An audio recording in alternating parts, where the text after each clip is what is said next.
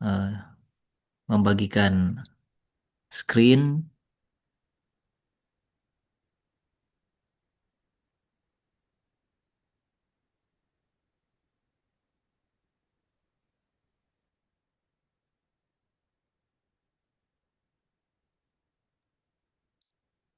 Oke, boleh bantu kami apakah sudah kelihatan? Ya, sudah kelihatan. Oke, Shalom, selamat malam ya bagi saudara-saudara kita yang ada di Eropa sana. Selamat malam untuk kita semua. Dan kalau di tempat kami ini sudah jam 2 ya, jam 2 subuh. Tetapi saya pikir kita semua bersuka cita atas berkat Tuhan yang boleh diberi dan dipercayakan bagi kita semua. Kita boleh ada walaupun melalui via Zoom, dimanapun kita berada, kita boleh terhubung. Kami yang ada di Indonesia, bahkan saudara-saudara sekalian yang ada di bagian Eropa sana. Jadi pertama kami mau menyampaikan terima kasih untuk kesempatan yang boleh diberikan kepada kami pada malam hari ini. Ini adalah kali pertama kami boleh berjumpa dengan saudara-saudara yang ada di bagian Eropa sana. Jadi ini satu sukacita yang besar bagi kami boleh berjumpa dan bertemu dengan saudara-saudara sekalian. Oke, ada pepatah yang menyebutkan memang bahwa tidak diken, eh, tidak dikenal tidak disayang ya. Saya tidak tahu apakah ini juga berlaku di dataran Eropa sana ya. Kalau di Indonesia ini apalagi di Manado, wah, orang bilang kalau dia sudah dikenal, dia akan disayang. Oke, inilah keluarga kecil saya. Jadi kami sudah menikah di tahun 2022 dan tentu ada pergumulan-pergumulan pengalaman-pengalaman yang kami alami. Anak ini sebenarnya anak ini sudah anak yang ketiga kalau Tuhan berkenan. Oleh karena dia memiliki dua orang kakak kembar, tetapi Tuhan berkehendak lain. Jadi kami pernah kehilangan kedua anak kami yang kembar, yang masih bayi, tetapi dengan berkat Tuhan, Tuhan menggantikan gumul duka cita kami dengan menghadirkan anak ini, yang saat ini dia sudah berusia 1 tahun 4 bulan dan dia dalam keadaan sehat. Dan inilah kami, ini nama-nama kami yang tergabung dalam keluarga Kemur Suot. Tadi saya coba-coba lihat di daftar doa, sepertinya tidak ada marga kami atau saudara kami di slide tadi ya. Jadi kami sudah melayani di daerah Conference Minasa, secara khusus di Jemaat Taman Harapan Pilgrim Stone Timor. Ini bertetangga dengan Mem Sanger. Beliau ada di Pasok, jadi hanya bersebelahan ini kampung atau desa ini ya. Dan inilah jemaat kami dan tempat ibadah kami yang sementara. Dan atas nama gereja dan jemaat, kami mau sampaikan banyak terima kasih kepada saudara-saudara para pendoa Eropa. Oleh karena bantuan saudara memberikan sukacita dan semangat bagi kami yang ada di Indonesia ini, secara khusus bagi kami yang ada di Jemaat Taman Harapan Pilgrim Stone Timor. Jadi beberapa waktu yang lalu Mem Kori sudah mengirimkan dananya kepada jemaat langsung dan jemaat menitipkan salam. Kami sudah sampaikan bahwa kami akan mengambil bagian eh, dalam acara Midweek Prayer ini dan mereka sampaikan titipkan salam bagi saudara-saudara yang sudah berkerelaan hati untuk membantu pergumulan umat-umat Tuhan yang ada di jemaat ini. Oke, saya pikir itu sudah termasuk dalam perkenalan yang singkat ini. Nanti kita akan lebih saling mengenal satu dengan yang lain dalam waktu dan kesempatan yang di lain. Oke, kami memulaikan perenungan pada malam hari ini dengan beberapa pertanyaan ya. Tapi di malam hari ini kami perhatikan yang banyak hadir ini uh, kaum ibu-ibu ya. Saya tidak tahu apakah memang seperti itu biasanya, tapi ya kami bersyukur untuk kesempatan ini. Dan pertanyaan-pertanyaan berikut kami membutuhkan atau memerlukan respon dari saudara-saudara. Oke, pertanyaan yang sangat gampang ya bagi kita semua. Binatang apa yang jago ya? Kalau jago ini bahasanya Manado ini ya, yang paling hebat ini ya. Kira-kira menurut saudara-saudara binatang apa yang paling hebat untuk berenang? Ada mungkin yang boleh memberikan respon apa kira-kira ya? Ikan, Ya, Mem Sangir ya. ikan. Apa binatang yang hebat ini ya? Yang hebat berenang? Pasti kita akan jawab ikan. Tapi ada orang yang menyebutkan bahwa ternyata binatang yang hebat untuk berenang bukan ikan ya, tapi bebek. Karena katanya kalau ikan itu dia menyelam ya, tidak berenang ya. Jadi mereka sampaikan, oh, yang hebat berenang itu bebek. Karena kalau ikan katanya dia menyelam ya di dalam air ya ikan itu ya. Oke, terima kasih. Ada lagi satu pertanyaan. Jadi katanya ada 5 lilin yang menyala di atas meja. Tetapi kemudian angin dia bertiup dan memadamkan 2 lilin.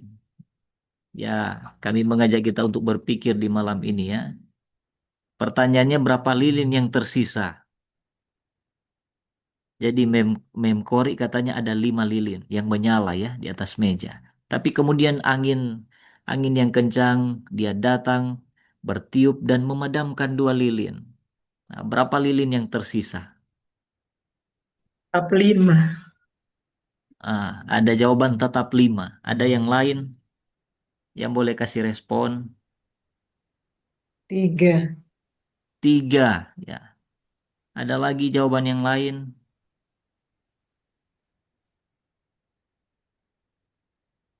Ya itu saja. Jadi ada 5, ada 2, ya macam-macam ya jawaban kita.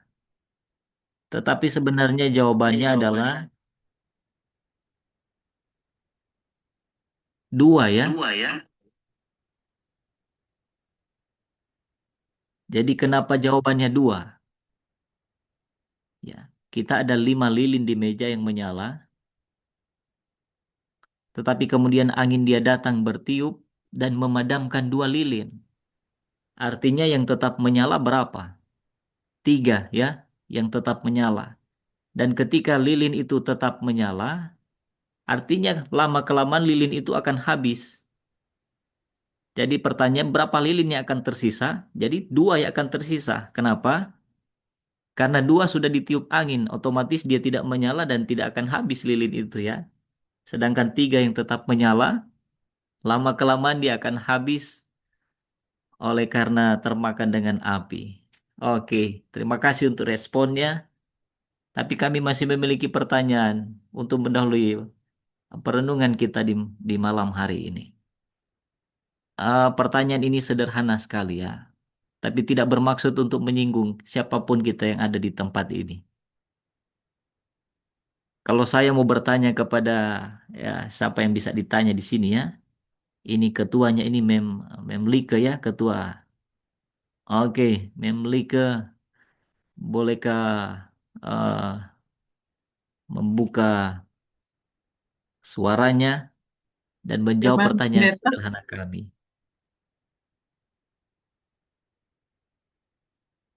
Oke, apakah ini ini kami tidak bermaksud untuk menyinggung apa-apa ya. Ini ah, hanya bagian dari perenungan kita. Apakah Memlika itu pencuri? Ini jawabannya cuma ya atau tidak ya. Tergantung juga apa yang dicuri, pendeta.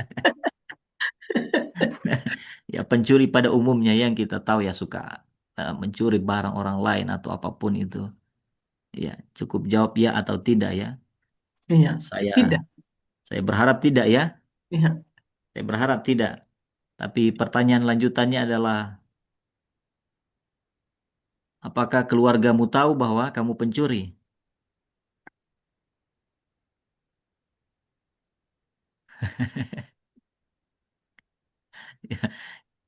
Ya, saya pikir pertanyaan ini. pertanyaannya yang menjebak. Jadi, kalau kita jawab ya, salah. Kita jawab Tidak tidak juga juga salah. salah ya. Ya, betul. Oke, jadi luar biasa pertanyaan ini ya. Iya. Oke, kami masih memiliki pertanyaan-pertanyaan sederhana. Ya, bisa jadi kita juga sudah tahu ya. Menurut saudara, di manakah Yesus lahir dalam penulisan yang benar? Apakah di Yerusalem ataukah di Jerusalem? Kira-kira menurut saudara ya. Mana kira-kira yang benar ini ya? B, Siapa ini ya? Bernike ya. Apa jawabannya? B, B. Ya, Jerusalem. Jerusalem. Oke. Mari kita melihat ya. Ternyata jawabannya tidak ada pada kedua jawaban yang ada A atau B. Oleh karena ternyata jawabannya adalah Bethlehem ya. Ya, Yesus lahir di Bethlehem dalam Lukas pasal 2 ayat 4 sampai ayatnya yang kelima. Oke. Ini hanyalah bagian dari pendahuluan kami untuk mengajak kita semua kepada satu judul yang kami pikir kita semua sudah tahu bahwa itu adalah jebakan. Itu adalah jebakan. Ya, sederhananya perenungan kami di malam hari ini kami beri judul adalah jebakan ya. Ayat tema kita yang terambil dalam kitab 1 Petrus pasal 5 ayatnya yang ke-8. Firman Tuhan berkata, sadarlah dan berjaga-jagalah. Lawanmu si iblis berjalan keliling sama seperti singa yang mengaum-ngaum dan mencari orang yang dapat ditelannya. Kita akan belajar tentang satu orang yang tokoh yang ada di dalam Alkitab tentunya. Ya akan kita pelajari bersama dan kita renungkan dan kita akan ambil aplikasi rohani bagi kehidupan kita sebagai umat-umat Tuhan. Saya tidak tahu berapa waktu yang diberikan kepada kami, tetapi semoga kita tetap bertahan untuk mendengarkan sampai firman ini selesai. Malam ini kita akan belajar tentang Tera. Dan dari Tera ini muncul pertanyaan. Siapakah ayah daripada Tera ya? Atau anak siapa ini Tera ini ya? Adakah yang boleh jawab atau membantu kami? Apakah Tera ini anak dari Musa, anak dari Abraham, ataukah dia anak dari Haran? Siapa kira-kira ya? Adakah yang boleh bantu kami ya?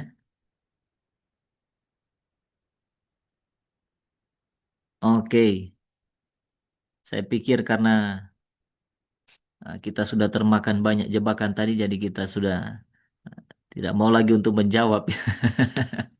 Kayak Ya, Nahor, anak dari Nahor. iya, karena memang ternyata tidak ada jawabannya di sana. Ya, sesuai dengan Ad- judulnya ini ya, banyak banyak jebakannya dalam ya. cerita ini ya. Jadi dia ini adalah anak dari Nahor ya, tercatat dalam Kejadian pasal 11 ayatnya yang ke-25 bahwa dia adalah anak dari Nahor. Jadi siapa ayah dari Tera? Ayahnya adalah Nahor. Mari kita sedikit melihat bahwa Tera ini dia adalah keturunan keturunan daripada Sem dan ayahnya adalah Nahor. Dan Tera ini memiliki anak-anak yaitu Abraham, Nahor yang sama juga dengan nama ayahnya dan juga Haran. Jadi dia memiliki tiga orang anak yang sangat luar biasa. Dan dalam Alkitab menceritakan bahwa Tera ini dia membuat atau mengadakan satu perjalanan bersama dengan keluarga. Dan Alkitab mencatat tentang perjalanan mereka. Saya pikir kita suka untuk mengadakan perjalanan, dan ketika kita melakukan perjalanan, kita berharap atau kita mau bahwa kita lengkap dalam perjalanan itu. Tetapi sayangnya Alkitab mencatat bahwa dalam perjalanan itu dia, Tera ini, dia tidak sampai, tidak berhasil sampai kepada tujuannya. Dia tidak berhasil sampai pada tujuannya. Mari kita melihat apa kata Alkitab dalam Kejadian pasal 11 ayatnya yang ke-31.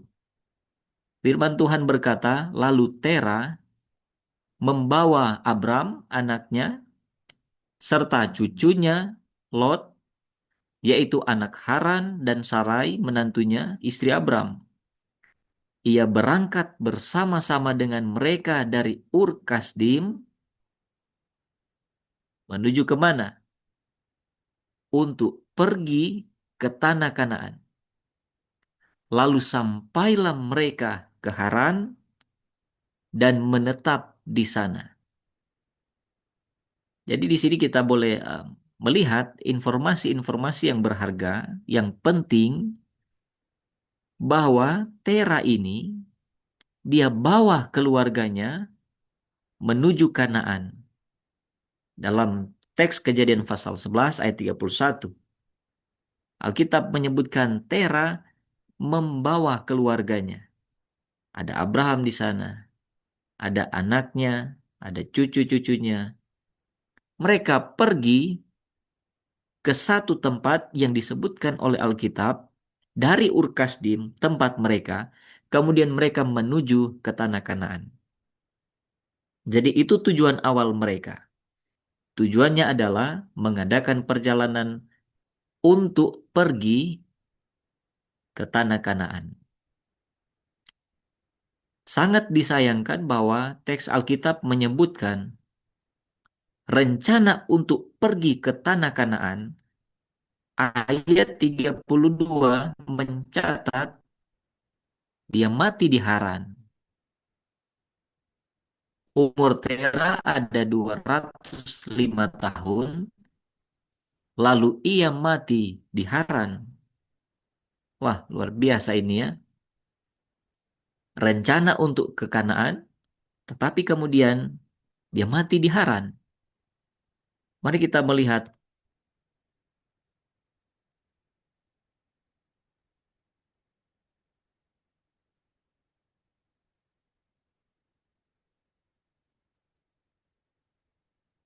dalam ayatnya yang ke-31, Alkitab menyebutkan bahwa mereka yang berangkat dari Ur-Kasdim untuk menuju ke tanah Kanaan, malah mereka menetap di Haran. Oke, kami ada gangguan sedikit. Apakah masih kelihatan slide-nya? Sepertinya. ada gangguan jaringan di sini ya. Oke.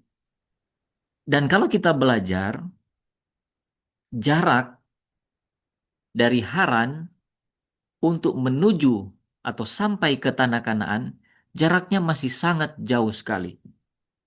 Kisaran sekitar 800 kilometer dari Haran untuk sampai ke tanah Kanaan. Artinya masih sangat jauh sekali. Kalau kami di sini ya dari Manado masih lumayan jauh ini perjalanan ini untuk mencapai 800 kilometer. Sangat jauh perjalanan ini. Dari Urkasdim mereka singgah ke Haran. Tetapi Alkitab menyebutkan bahwa dia mati di Haran. Sedangkan Haran untuk sampai ke tanah Kanan masih membutuhkan jarak sekitar 800 kilometer jauhnya. Artinya ini masih sangat jauh sekali. Haran yang sekarang ini adalah kota Turki. Di zaman Alkitab menyebutkan bahwa Haran ini berada pada jalan utama. Jalan utama dari Nineveh ke Sungai Efrat dan Aleppo. Aleppo ini adalah salah satu kota ternama, kota utama, kota yang ramai, apalagi Nineveh. Sehingga disebutkan bahwa tempat itu adalah sebagai tempat perdagangan, seperti kota-kota besar lainnya seperti Tirus. Dan disebutkan bahwa kota itu adalah tempat yang sibuk sekali. Kenapa? Karena roda perputaran ekonomi yang ada di sana. Artinya Haran ini adalah tempat yang ramai, tempat merasnya orang-orang. Dan oleh sebab itu komentar Alkitab menyebutkan bahwa kota itu adalah kota yang mahal. Kota itu adalah kota yang menyenangkan. Kota itu adalah kota yang cukup besar di zaman itu. Kota itu pun disebutkan bahwa tempat itu subur. Tempat itu adalah tempat yang aman. Dindingnya sangat kuat. Benteng-bentengnya diperlengkapi dengan banyak persenjataan. Tempat itu sangat indah dan dianggap sebagai tempat metropolitan. Jadi luar biasa tempat itu. Haran itu adalah tempat yang sangat luar biasa bagi manusia untuk bertahan hidup. Sehingga Alkitab menyebutkan Tera dia mati di Haran. Padahal tujuan utama daripada Tera, ini Tera yang membawa keluarganya ya. Tera yang bawa keluarganya dalam ayat 31 kata teks Alkitab. Tera membawa keluarganya untuk pergi ke tanah Kanaan. Tetapi Alkitab pun menyebutkan bahwa dia mati di Haran. Artinya dia tidak sampai. Dia tidak sampai pada tujuannya. Pertanyaannya kenapa? Kenapa sampai Tera dia tidak sampai pada tujuan akhir, yaitu tanah Kanaan? Oleh karena Tera dia masuk pada jebakan. Jebakan ini membuat Tera tidak sampai pada tujuan utama, yaitu menuju Kanaan. Kenapa? Oleh karena dua hal yang menjebak kehidupannya. Yang pertama, tempat itu membuat dia nyaman. Tempat itu membuat dia nyaman. Dan oleh karena kenyamanan tempat itu, maka dia mendua hati daripada Tuhan. Saudara-saudara saya coba untuk mencari apa kira-kira tempat yang luar biasa yang suka diidam-idamkan oleh orang untuk menuju ke tempat itu. Nah, saya pikir ini cuma salah satu contoh saja ya. Tempat ini adalah Dubai. Saya tidak tahu apakah saudara-saudara sudah pernah berkunjung ke sana. Tapi orang-orang menyebutkan media sosial mempertontonkan bahwa tempat itu sangat luar biasa. Kemewahan, keindahan, fasilitas, semua saudara-saudara ada di sana. Bukan cuma di sana ya, tapi banyak juga. Kenapa? Oleh karena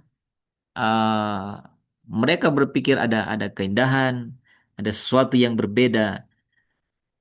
Sama seperti saudara-saudara ya, suka untuk berkunjung tinggal di sana. Kenapa? Oleh karena berpikir ada sesuatu yang berbeda, berbeda dari Indonesia, berbeda dari negara-negara yang lain. Makanya saudara-saudara ada di sana.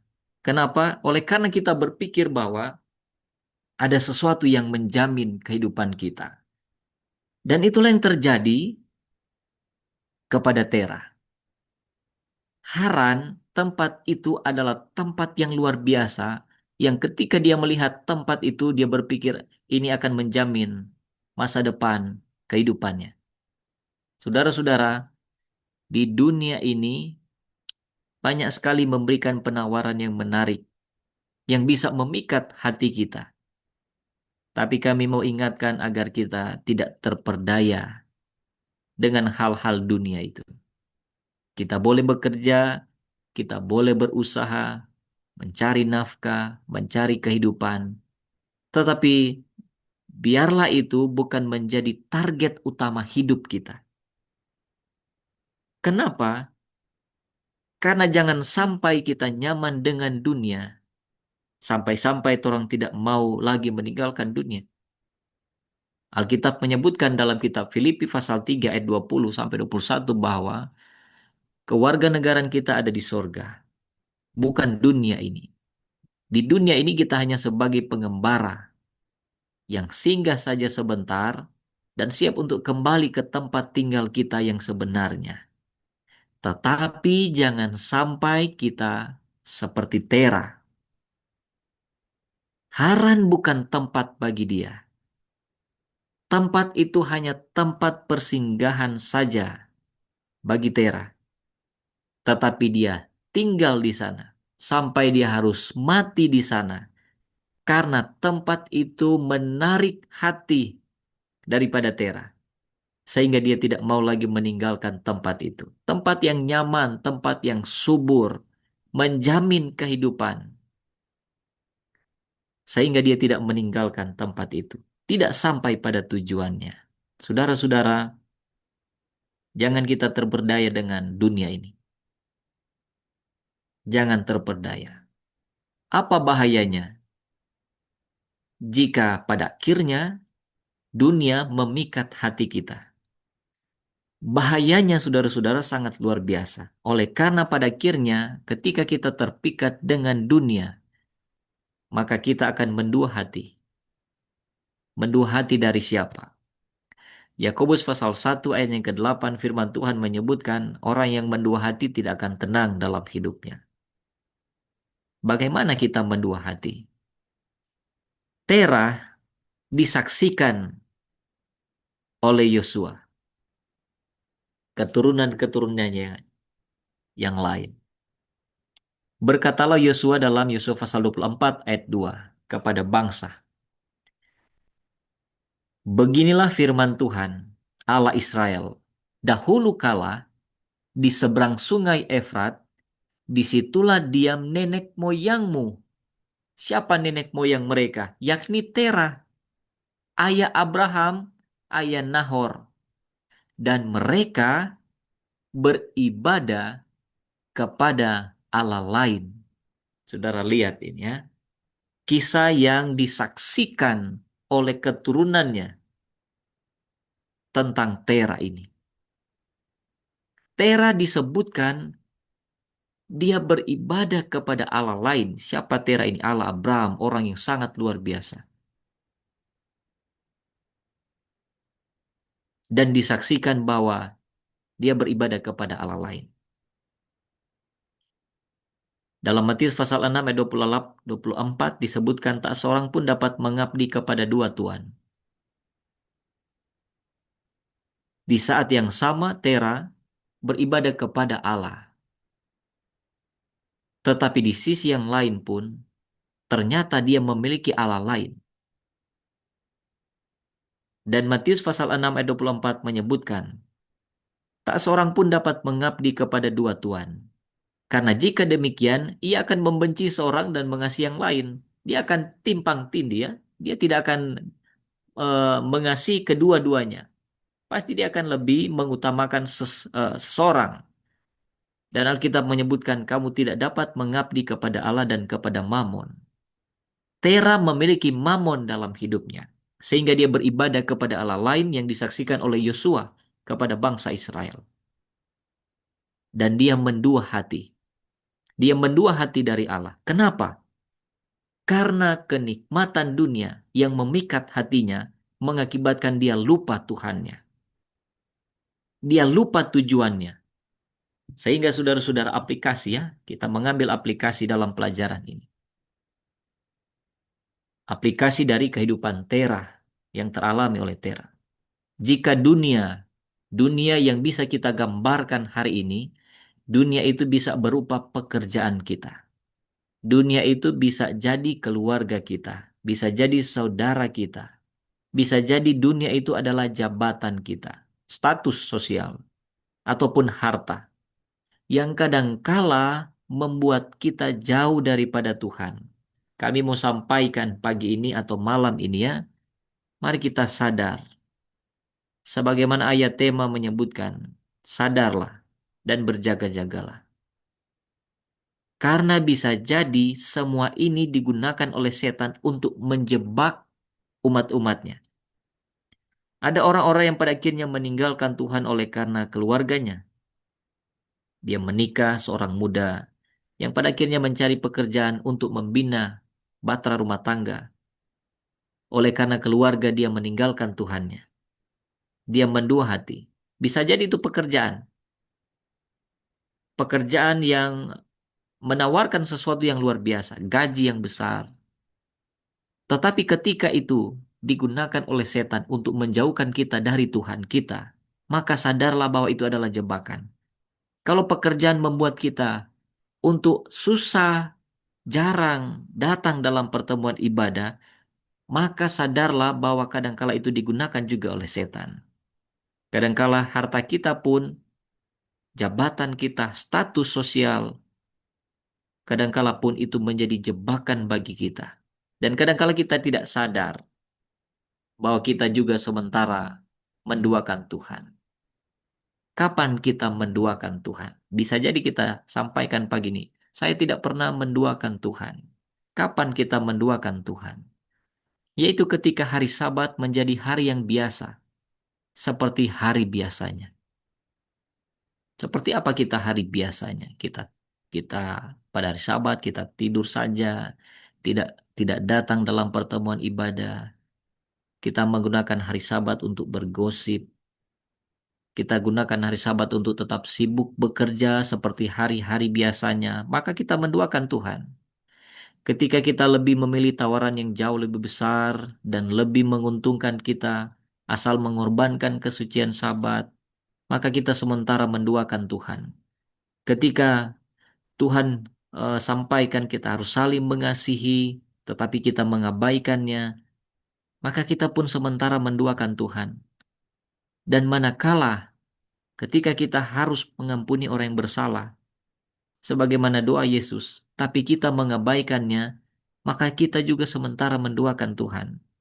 Ketika kita ada dalam dunia ini, sibuk untuk memfitnah, menjelek-jelekan orang lain, maka kita juga sementara menduakan Tuhan. Manakala kita menyimpan dendam dan amarah, maka kita juga sementara menduakan Tuhan. Kalaupun dalam hati kita ada rencana-rencana yang jahat terhadap orang lain, maka kita juga sementara menduakan Tuhan. Dan kalau kehilangan kasih dan pengorbanan, maka kita juga sementara menduakan Tuhan. Kenapa? Karena semua itu kita sementara melanggar hukum-hukum Allah. Hukum kasih daripada Allah. Dan dan ketika kita melanggar, tidak melaksanakan semua itu, maka kita sementara menduakan Tuhan. Kenapa? Oleh karena Yohanes 14 ayat 15 ayat yang sudah kita kenal sangat familiar bagi kita. Kalau kita mengasihi Allah, maka kita akan menuruti perintah-perintahnya, yaitu mengasihi. Dan kalau kita tidak melakukan itu, maka kita sementara menduakan Tuhan. Saudara-saudara, saya tidak tahu persis seperti apa perasaan kita yang ada hari ini. Tapi bisa jadi ada di antara kita yang sementara merasakan hal-hal ini. Bisa jadi kita sementara sakit hati sebagai orang tua, sebagai anak, sebagai masyarakat. Kita mungkin kecewa. Kita mungkin merasa dirugikan, merasa dihianati, merasa terabaikan. Atau mungkin kita pernah difitnah. Atau kita sementara marah hari ini. Kami mau sampaikan kepada kita semua, jangan sampai hal ini pun menjebak kita. Pada akhirnya kita gagal untuk sampai kepada tujuan kita. Ada satu kutipan yang menarik dari pena inspirasi yang menyebutkan bahwa kita ini sementara atau telah dikungkung di dalam jerat setan. Dan Allah ingin menyembuhkan kita atau membuat kita tidak ada dalam jerat itu. Membuat kita terbebas dari jerat itu. Tetapi karena ini memerlukan perubahan yang menyeluruh, pembaharuan seluruh keadaan kita, kita harus menyerahkan segenap diri kita kepada Tuhan. Bisa jadi hari ini kita sementara ada dalam jebakan itu. Kita sementara terjebak dan tidak tahu bagaimana caranya untuk keluar dari jebakan itu. Maka firman Tuhan sampaikan, mari kita serahkan diri kita kepada Tuhan. Adakan pembaharuan dan Dia akan membebaskan kita dari jerat setan itu. Mari kita mengambil kesimpulan untuk perenungan kita pada malam hari ini. Hati-hati dengan jebakan. Dan jebakan itu bisa jadi adalah kenyamanan dunia hari ini. Kenyamanan dunia yang bisa jadi kita rasakan yang tanpa kita sadar sementara menjebak kita untuk menduakan Tuhan. Tapi bisa jadi juga jebakan itu adalah perasaan emosi kita. Amarah, kebencian. Bisa jadi itu harta, kekayaan, bahkan juga status sosial kita. Oleh sebab itu Alkitab menyebutkan, mari kita sadar bahwa terlalu banyak jebakan di sekitar kita. Jebakan itu akan membuat kita seperti Terah, tidak mencapai tujuan akhir. Apa tujuan akhir kita ya? Untuk kembali bersama dengan Allah di sorga dan dalam dunia baru.